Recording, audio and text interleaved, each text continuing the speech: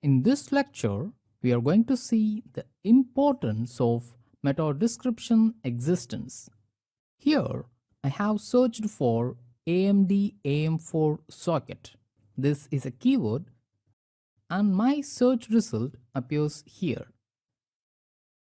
This is the title and this is the URL. Leave these two things. The thing you need to concentrate is these two lines. These are called meta description.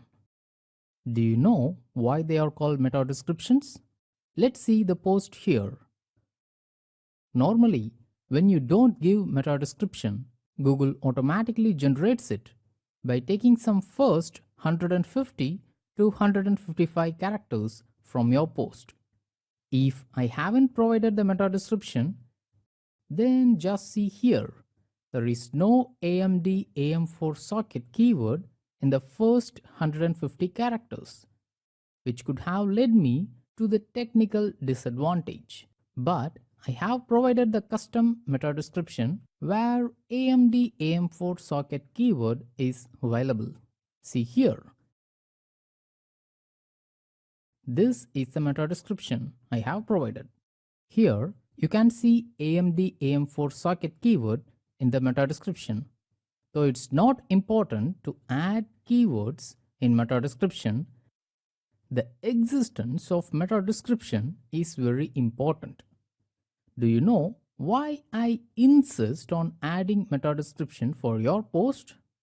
Just see this test result or research of 10,000 keywords. Here you can see that for the top 30 search results, almost 98 to 99% of the posts have meta description in 2014, and this percentage has increased even by another 1% in 2015.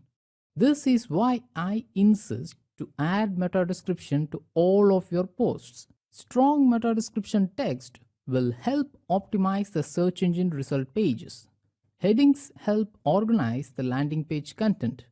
This improves the user experience, click-through rates, and bounce rates, which will in turn improve rankings. In the upcoming lectures, let's see how we can add meta description to each of your posts. But in the next lecture, I am going to explain you the importance of H1 and H2 tags. These are also called as heading tags.